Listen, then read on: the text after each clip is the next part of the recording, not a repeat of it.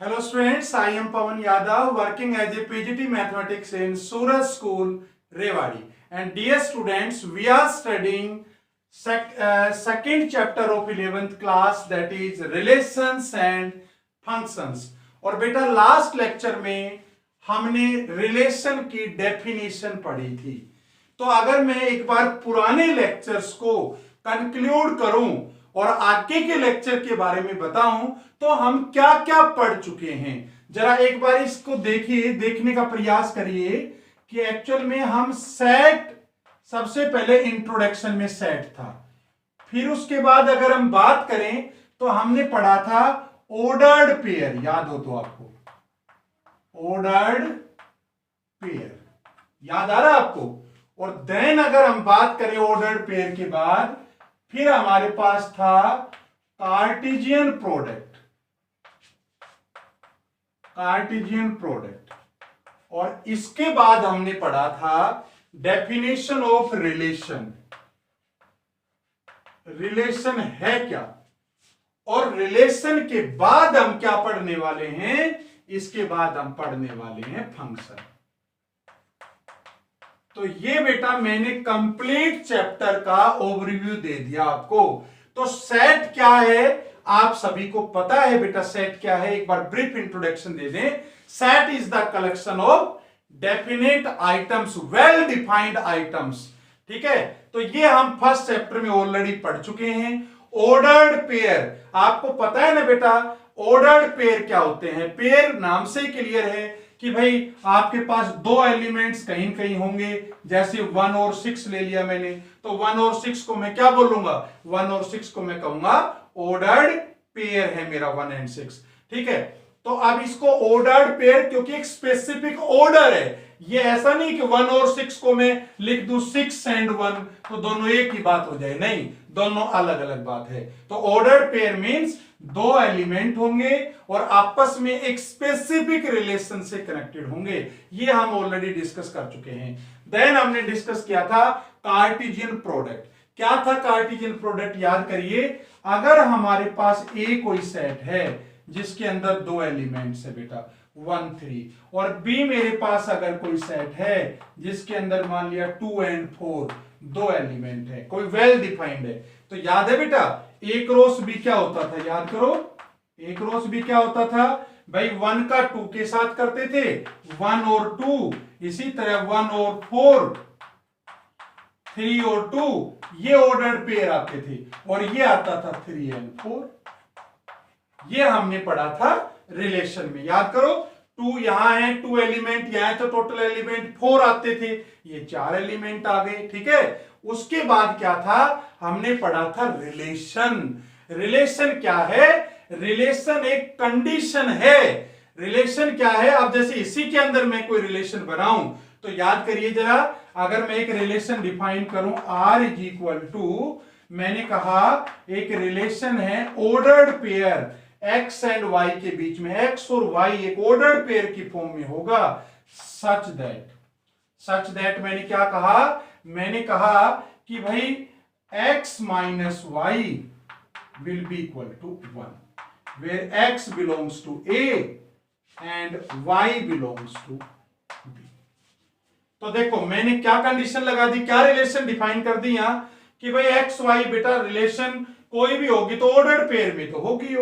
तो आप जरा देखिए, मैंने कहा x और y का जो डिफरेंस है वो 1 आना चाहिए, तो बताओ जरा क्या आया। देखो यहां पे 1 है और यहां पे 2 है, तो डिफरेंस करूंगा x और y का तो -1 आएगा, ये -3 आएगा, ये 1 आ रहा है आपका 3 और 2 का, तो मेरे पास ये 3 और 2 आ गया, ठीक है। उसके बाद क्या 3 और 4 आएगा, 3 और 4 तो नहीं आएगा क्योंकि 3 - 4 तो कितना हुआ, -1 हुआ, तो ये आपके पास आ गया, ठीक है ना। इसी तरह से अगर मैं एक और रिलेशन डिफाइन करूं R2 इज इक्वल टू, याद करिए x y such that y minus x is equal to 1, तो क्या करते थे, where x belongs to a and y belongs to b। तो याद करो क्या करते थे यहां पे, तो यहां पे जो R2 आएगा मेरे पास वो क्या आएगा जरा देखो, अब y माइनस एक्स का है मैंने, तो देखो 2 - 1 करूंगा तो 1 आ रहा है, एक तो ये आ गया तुम्हारे पास 1 and 2। उसके बाद 1 4 आएगा, 4 माइनस 1 तो 3 होता है, 2 माइनस 3 तो तुम्हारा -1 होता है, एक ये भी आ जाएगा, देखो 4 माइनस 3 इज 1, तो ये आ जाएगा दूसरा पेयर 3 एंड 4। तो बेटा याद करो ये R1 जो है 3 2 ये भी इस A क्रॉस B का सबसेट है, देखो जरा 3 2 इसके अंदर है, और जो R2 आया तुम्हारा 1 2 और 3 4 ये भी तुम्हारा इसका क्या है, सबसेट है। तो हमने रिलेशन को डिफाइन किया था, a relation is always a subset of A cross B। तो बेटा यहां तक हम क्या है, इसको पढ़ चुके थे, इसको हमने स्टडी कर लिया था। अब हम बात करते हैं एक्चुअल में कि आगे जो लास्ट आपके पास टॉपिक है, फंक्शन बच गया है, इसके अलावा जो आज का जो हमारा लेक्चर रहेगा जिसमें हम पढ़ने वाले हैं वो मैं टॉपिक आपको बताने जा रहा हूं। सबसे पहले हम कवर करेंगे कि डोमेन क्या होता है, domain, second one is range, third one is codomain, fourth one is image and fifth one is pre-image in a relation। बेटा बहुत ज्यादा इंपॉर्टेंट टॉपिक्स हैं, क्या क्या कहा मैंने जरा ध्यान से देखिए। एक तो हम किसी रिलेशन में क्या निकालना चाहते हैं बेटा, डोमेन निकालना चाहते हैं, डोमेन क्या होगा, रेंज क्या होगी, और इसके अलावा क्या कहा मैंने, कोडोमेन, और इसके अलावा इमेज प्री इमेज किसी रिलेशन में क्या होंगे। तो देखो बहुत ध्यान से समझना है, बहुत इंपॉर्टेंट कॉन्सेप्ट है। चलो मैं एक रिलेशन लेता हूं, मैं कोई सेट ए लेता हूं, इसके अंदर मान लिया मैंने 3 एलिमेंट्स ले लिए, क्या क्या ले लिए बताओ, 1 2 एंड 3, ध्यान से समझना। और एक मैंने बी सेट ले लिया, इसमें ले लिया 4 5 एंड 6। ठीक है बेटा, अब जब कोई रिलेशन डिफाइन करूंगा तो रिलेशन बताओ किस किस के बीच में बनेगी, याद करो भाई, रिलेशन ए क्रॉस बी का सबसेट ही तो होगा, कार्टेशियन प्रोडक्ट का सबसेट ही तो होगा। तो मतलब क्या हुआ, पॉसिबिलिटी एक एलिमेंट यहां का होगा, एक एलिमेंट यहां का होगा, उनके बीच में ही तो कोई ना कोई ऑर्डर्ड पेयर में रिलेशन बनेगी। चलो एक रिलेशन डिफाइन करते हैं हम इसके अंदर। हमने मान लिया एक आर रिलेशन है, क्या रिलेशन है भाई, ऑर्डर्ड पेयर में होंगे सारे elements, such that difference of x and y, difference of x and y is odd, and x belongs to A और वाई बिलोंग्स टू बी। ध्यान से समझना, क्या कहा हमने, x और y के बीच में जो डिफरेंस होगा ना बेटा वो ऑड होना चाहिए, ये कंडीशन हमने लगा दी। और ये तो आपको पता ही है भाई, इस ऑर्डर पेयर में पहला एलिमेंट पहले सेट से बिलोंग करेगा, दूसरा दूसरे सेट से बिलोंग करेगा। चलो बताओ अब ये रिलेशन क्या क्या आई, जरा बताइए क्या क्या रिलेशन आई। देखो बेटा, ये एक तो बनेगा तुम्हारा 1 और 4, क्या बताओ 1 और 4 आएगा यहां पे, 1 और 4 बिल्कुल आएगा। क्यों आएगा बताओ 1 और 4, क्योंकि जब आप 4 और 1 का डिफरेंस लेंगे, या आप कह सकते हैं x और y का डिफरेंस 1 माइनस 4, तो -3 आया। तो -3 बताइए ओड है कि नहीं है, बिल्कुल है, तो 1 4 आ गया। और बताइए 2 और 1 और 5 आएगा, 1 और 5, 1 और 5 नहीं आएगा। क्यों नहीं आएगा बताओ, क्योंकि अगर डिफरेंस लूंगा तो -4 आएगा, और -4 तो आपको पता ही है क्या, -4 तो इवन होता है। चलो बात करते हैं आगे, क्या 1 6 आएगा, बिल्कुल आएगा। जरा देखो 1 माइनस 6 करूंगा तो कितना आएगा, -5 आएगा। चलो 2 4 आएगा, नहीं आएगा, क्योंकि 2 माइनस 4 तो -2 होता है, इवन बन गया, हमें तो ओड लेना है। और क्या आ गया बताइए, 2 5 बिल्कुल आ जाएगा, डिफरेंस तुम्हारा ओड है। और 2 6 नहीं आएगा। इसके अलावा 3 4 आ गया, 3 माइनस 4 इज -1, 3 5 नहीं आएगा, और 3 6 आ जाएगा। क्यों, क्योंकि अगर आप डिफरेंस करेंगे तो आपका डिफरेंस कितना आया बेटा, 3 आया माइनस का, जो कि तुम्हारे पास क्या है, 3 ओड है, माइनस का 3 जो आया। अब आप देखो ये हमारे पास एक रिलेशन बन के आ गई अकॉर्डिंग टू दिस कंडीशन, जो हमने इसको डिफाइन किया। कौन सी फॉर्म में डिफाइन किया था, याद करो, ये हमारी कौन सी फॉर्म होती थी, सेट बिल्डर फॉर्म होती थी। अच्छा, अब इसके अंदर मुझे 3 बातें लिखनी है। एक तो डोमेन, तो ध्यान से समझना बेटा, किसी भी रिलेशन में जो फर्स्ट कंपोनेंट होता है, first component of the ordered pair, first component of the ordered pair को क्या बोलते हैं, डोमेन बोलते हैं। तो बताइए अब इसमें फर्स्ट ऑर्डर्ड पेयर के एलिमेंट क्या क्या हैं। एक तो 1 नजर आ रहा है, तो एक तो 1 आ गया। आगे देखो 2 भी नजर आ रहा है, 2 लिख दो, फर्स्ट कंपोनेंट लेना है। देखो 3 भी नजर आ रहा है, 3 भी ले लिया, रिपीट तो करना नहीं है। तो ये क्या आ गया तुम्हारा डोमेन। शायद आपको समझ में आ गया होगा। वो किसी भी रिलेशन का जो फर्स्ट कंपोनेंट है ना बेटा ऑर्डर्ड पेयर का, उसको हम बोलेंगे डोमेन। तो यहां 1 हो गया, 2 हो गया और 3 हो गया। What is range? अब देखो रेंज क्या है। रेंज की अगर मैं बात करूं तो जो सेकंड कंपोनेंट है ना बेटा, second component of the ordered pair is known as range.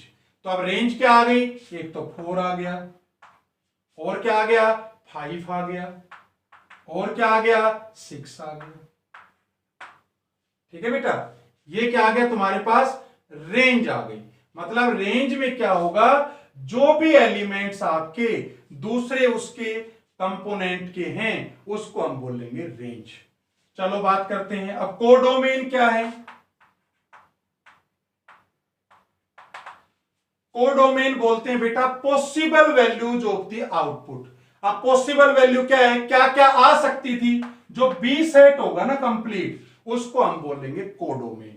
तो ये आ जाएगा 4, 5, 6। इस बार चांस की बात है कि रेंज तुम्हारी और कोडोमेन दोनों तुम्हारे सेम हैं। अदरवाइज आपका जो रेंज होती है ना बेटा, वो कोडोमेन का सबसेट होती है। जरूरी नहीं है कि हमेशा ये दोनों बराबर आएंगे। अभी एक एग्जांपल लूंगा और देखिए आप जरा। इसके अलावा ये आ गया तुम्हारा कोडोमेन कंप्लीट बी सेट। मतलब क्या क्या पॉसिबल वैल्यूज हो सकती हैं उसको हम बोलेंगे कोडोमेन। और बेटा इमेज क्या होती है, जैसे ये 1, 4 लूं तो इस 1 एलिमेंट की 4 है ना, ये इमेज है। 4 क्या है, इस 1 एलिमेंट की इमेज है। या 6 क्या है, इस 1 एलिमेंट की इमेज है। या 5 क्या है, इस 2 एलिमेंट की इमेज है। और इसको क्या बोल लूंगा 1 को, ये इस 4 की प्री इमेज है। भैया आप ये देखो ना, ऐसे अगर हम देखें 1, 2, 3 है और 4, 5, 6 है, तो हमने कहा 1 4 से कनेक्टेड है, तो 1 की 4 क्या हो गई, इमेज हो गई। और 4 की 1 क्या हो गई, 1 4 की क्या हो गई, प्री इमेज हो गई। तो इसको तो बोलते हैं इमेज और इसको बोलते हैं प्री इमेज। ऐसे आपको इसको समझना है। तो देखो बेटा प्री इमेज क्लियर हो गई, इमेज क्लियर हो गई, डोमेन, रेंज और कोडोमेन क्लियर हो गई। अब आपको एक ऐसा एग्जांपल लेते हैं जो आपकी क्लास का ये एग्जांपल होगा, जिससे आप और इजीली इस कॉन्सेप्ट को समझ लेंगे। कैसे, चलो आपकी क्लास के में बेटा कोई भी 3 स्टूडेंट्स पिक करता हूं, कोई भी 3 स्टूडेंट। वो 3 स्टूडेंट्स किस तरह से होंगे कि भाई एक जो स्टूडेंट है ना आपका, एक जो स्टूडेंट है वो ए ले लिया, दूसरे का बी नाम है, तीसरे का सी नाम है। ठीक है, आप ध्यान से समझना, आप ये सेट एक्स ले लिया, ये वाई ले लिया। 3 स्टूडेंट मैंने लिए हैं। एक टॉपर स्टूडेंट लिया है, ए नाम दे दिया। एक बी मैंने बेटा एवरेज स्टूडेंट लिया है। और सी मैंने बिल्कुल ये समझो नहीं पढ़ने वाला बच्चा लिया है। और आपके मान लिया मैथ के टीचर ने एक टेस्ट लिया। कितने मार्क्स का टेस्ट लिया, मान लिया 5 मार्क्स का टेस्ट लिया। ठीक है, अब 5 मार्क्स का टेस्ट लिया तो क्या क्या पॉसिबिलिटी है मार्क्स आने की, आप सब समझदार हैं। 0 भी आ सकता है, हालांकि कोई 0 लेना नहीं चाहता, लेकिन आ तो सकता है। 0 आ सकता है, 1 आ सकता है, 2 आ सकता है, 3 आ सकता है, 4 आ सकता है और 5 आ सकता है। अब ये जो ए स्टूडेंट है ना बेटा, ये बड़ा इंटेलिजेंट है, अपने समय का पूरा सदुपयोग करता है। बड़ी मेहनत करी इसने उस टेस्ट की, जैसे टीचर ने बताया, और इसने 5 के 5 मार्क्स ऑब्टेन कर लिए टेस्ट के अंदर, मान लेते हैं हम। ठीक है, और जो बी स्टूडेंट है ना, ये एवरेज स्टूडेंट था। ठीक है भाई, पढ़ाई लिखाई भी कर लेता था, अपनी दूसरी एक्टिविटी में भी रहता था, तो इसकी थोड़ी स्कोरिंग लो रही। भाई इसने 3 मार्क्स ऑब्टेन करे, ठीक है। और जो सी है इसको तो पढ़ाई लिखाई से कोई मतलब ही नहीं है ना, इसने बिल्कुल पढ़ाई नहीं की, तो मान लेते हैं इस सी के जो मार्क्स आए वो कितने आए, 0 आए, ठीक है। अब जरा बताओ ये रिलेशन के अकॉर्डिंग अगर मैं देखूं तो अब आप बता सकते हो डोमेन क्या है, बताओ डोमेन क्या है। पहली बात तो रिलेशन क्या बन रही है, जरा रिलेशन को डिफाइन कर लें, बताओ क्या बन रही है। एक तो ए और एक तो 5 के साथ बन रही है, और बताओ बी किसके साथ बन रही है, 3 के साथ, और बी का ऑर्डर पेयर 3 के साथ, और सी का किसके साथ बन रहा है, 0 के साथ बन रहा है। तो याद करो बेटा मैंने डोमेन क्या सिखाया था आपको, डोमेन होता है जो रिलेशन है इसका फर्स्ट कंपोनेंट के एलिमेंट्स। तो फर्स्ट कंपोनेंट के एलिमेंट क्या क्या है, ए है, बी है, सी है, तो ये हो गया तुम्हारा डोमेन, ए बी एंड सी। कुछ भी दिमाग लगाने की जरूरत नहीं है। व्हाट इज रेंज, रेंज बड़ी आसानी से समझ सकते हैं, बताओ रेंज क्या हुआ, रेंज सेकंड एलिमेंट हो सकता है, ये जो एक्चुअल जो वैल्यूज है 5 3 0, तो आप कह सकते हैं 0 3 5, ये होगी range. And what is codomain, तो कोडोमेन पता है बेटा क्या होती है, कोडोमेन होता है possible values of the output. अब आप बताइए इन तीनों बच्चों के मार्क्स क्या क्या आ सकते थे, अरे भाई 0 भी आ सकता था, 1 भी आ सकता था, 2 भी आ सकता था, 3 भी, 4 भी, 5 भी, तो ये पॉसिबिलिटी थी। तो जो पॉसिबल वैल्यूज है ना बेटा उसको हम बोलते हैं, क्या बोलते हैं, codomain. And what is range in relation, range are the actual values obtained. तो एक्चुअल वैल्यूज ऑब्टेन्ड कौन कौन सी हुई, अरे एक तो 5 हुई, एक 3 हुई, एक 0 हुआ, तो ये हुआ रेंज। तो आपको शायद समझ में आ गया होगा, जो कोडोमेन होगा आप समझ सकते हैं, कोडोमेन हमेशा बी सेट होगा, कोडोमेन ऑलवेज क्या होगा, बी सेट होगा, ये कंप्लीट सेट बी जिसको मैंने वाई नाम दे रखा है, चलो ए और बी में कहूं तो ये कंप्लीट बी सेट होगा दूसरे वाला। और डोमेन क्या है, रिलेशन के पहले पार्ट को लिख दो आप, वो डोमेन हो गया। और रेंज क्या है, रिलेशन के जो ऑर्डर्ड पेयर है उसके सेकंड कंपोनेंट लिख दीजिए, वो तुम्हारी क्या होगी, रेंज होगी।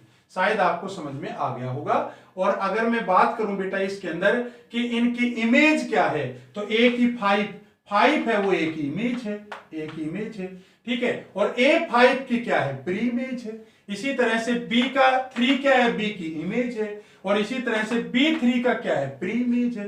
तो शायद आपको समझ में आ गया होगा, ठीक है बेटा। तो ये हमने आज जो टॉपिक इसमें डिस्कस किया वो क्या क्या किया बताइए, डोमेन हमने पढ़ा, रेंज पढ़ा, कोडोमेन पढ़ा, और हमने इमेज और प्री इमेज पढ़ा इस लेक्चर में। Then in next lecture we will cover different types of relations.